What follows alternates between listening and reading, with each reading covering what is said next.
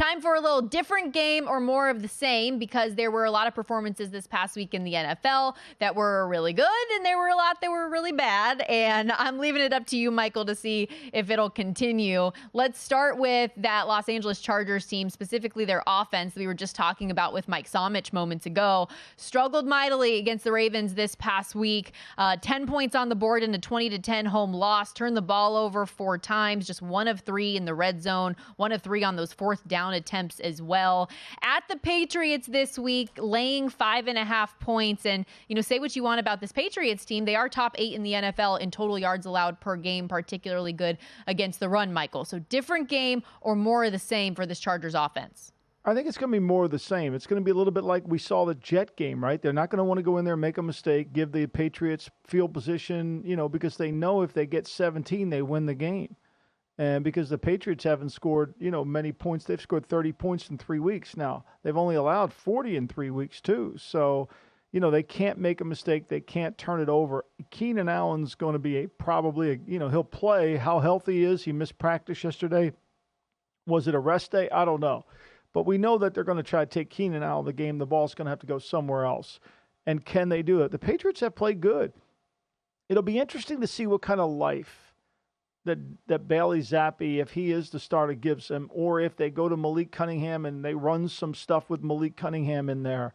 I think if they get any kind of positivity in the first quarter, the Patriots, they got a chance to win the game, because if you look at what has happened to them over the season, the 2 games they've been in the lead, the Jets and the Bills, they had the lead at halftime. In the other games, they're always fighting to play from behind. They can't do that. They're not good enough. They're not set up that way. Even though they tied the Giants score, they're not set up to play from behind. They need to play from in front. And if they don't play from in front, it's a problem. So I think we're going to see more of the same Charger offense struggling, because we do know this. The Patriots are very giving. They're going to give you the football. There's only been 1 game so far this season. They haven't turned it over. Yeah, even Bailey Zappi, in the limited time that he's been in these games, has turned it over twice. And that 48% completion percentage isn't going to make things a whole lot better. But maybe for New England, at least with him having the expectation that he's going to start throughout the week, it'll be a little bit better than being kind of thrust into game action when Mac Jones gets benched. Let's look at another squad here. The Washington Commanders defense was not given thanks for the way that Dallas feasted on them Thanksgiving Day last week. Gave up 431 total yards, 38 points allowed, because I'm removing that Deron Bland pick 6 from the statistical equation. Dak had 4 touchdowns to 4 different guys. Washington couldn't force a turnover, couldn't get Dak on the ground, allowed the Cowboys to score touchdowns all 3 times they were in the red zone, and they fired their DC, Jack Del Rio, because of it. Different game or more of the same for the Washington D? Well, I think it's going to be more of the same, Stormy, and they're going to have to rely on the weather, maybe the cold, and perhaps the Miami Dolphins, who have been somewhat of a giving team in terms of their turnovers. Tua hasn't played nearly to the level we saw him earlier in the season play. That Jet game, if it wasn't for the Hail Mary at the end of the half, they had this in the last 2 weeks off the bye. This offense has turned it over 6 times. 6 times. Now the defense has given them 5 turnovers, so they're only minus 1 in that category. But I think we're going to see more of the same, because the Washington Commanders can't cover anybody. Now, Kendall Lamb, the left tackle for Miami, he may not play. We know Armstead's hurt. Does that really bother? Because you've got to block the inside people for Washington. They've traded away all their good edge players. I think we'll see more of the same. They should move the football. I would be scared to death to play Miami and lay the points, because I do think that there's always the opportunity for the Washington Commanders to score late in the game. Yeah, the spread's sitting 9.5, creeping up to that double-digit mark. Hey, Stormy, let me throw this to you. Think about this. This will be the second to last road game for the Miami Dolphins. When they leave Washington on Sunday evening, they do not go on the road again until December the 16th when they play Baltimore. December the 30th when they go play. At the end of the month, they're going to be home an entire month, and then they come back and play Buffalo. They've got 4 of the next 5 in sunny Florida. They're like all the retired people here in Ocean City. They're hightailing out. They're going to spend summers. They're going to spend the winter in Florida. And well, they do have a couple tough games, a couple gimme ones these next 3 weeks too. This one on the road, but then they get Tennessee and New York and the New York Jets back to back at home before they have to face Dallas. So yeah, it's going to be a fun one down the stretch where they get to stay home in sunny Florida. Also, last thing on the Commanders, over their last 4 losses, Michael, Washington's given up an average of 35.8 points per game. Their lone win in the last 5 is against that Patriots team where they gave up 17. But as we were just talking about with New England, that offense is brutal and is the second worst in the entire National Football League, averaging 13.5 points per game. So they still gave up more than the Patriots average on the year. Let's talk about some good. Enough with the bad. Let's go to the good, because Los Angeles this past week, the Rams had a good performance. Matt Stafford had a 4-touchdown day. Kyron Williams with a breakout performance, 204 yards from scrimmage and 2 touchdowns. 37 points on the board, 25 first downs, 4 of 5 in the red zone. They didn't give up a sack on Matt Stafford, which you know how critical that is. Different game or more of the same taking on this Browns squad this weekend? I think it's a tough matchup for them this week. I mean, the NFL is all about matchups. Can they block the front?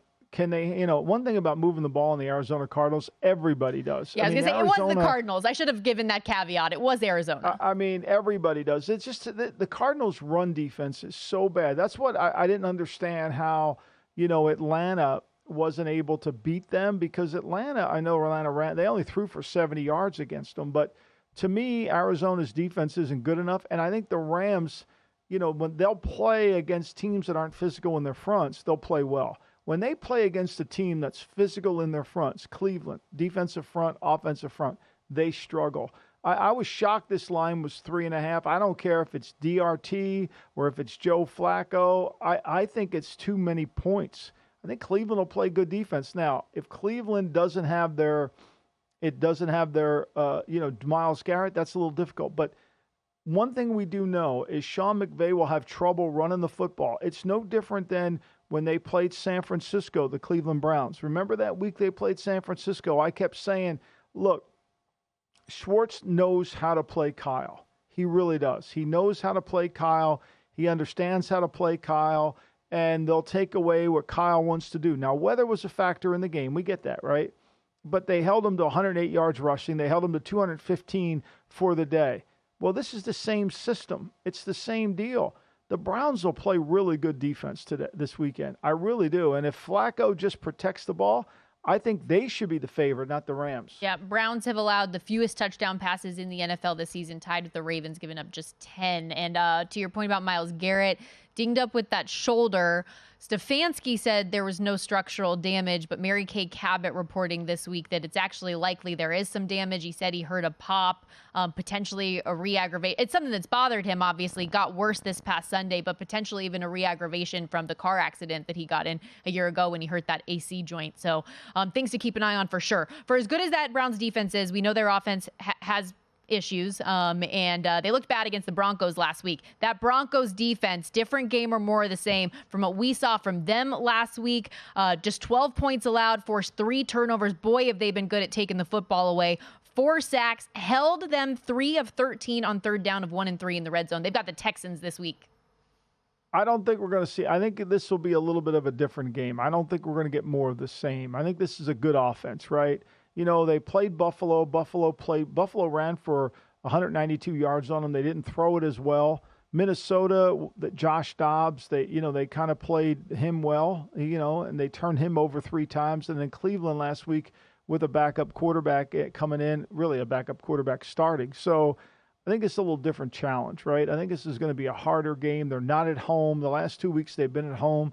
I think this will be a harder game for them to handle a good quarterback and a team that can run the ball, and they've improved their run game. I mean, one of the things that makes it hard to handicap the Broncos is you almost have to throw away their stats because they're so skewed by the 720-yard game.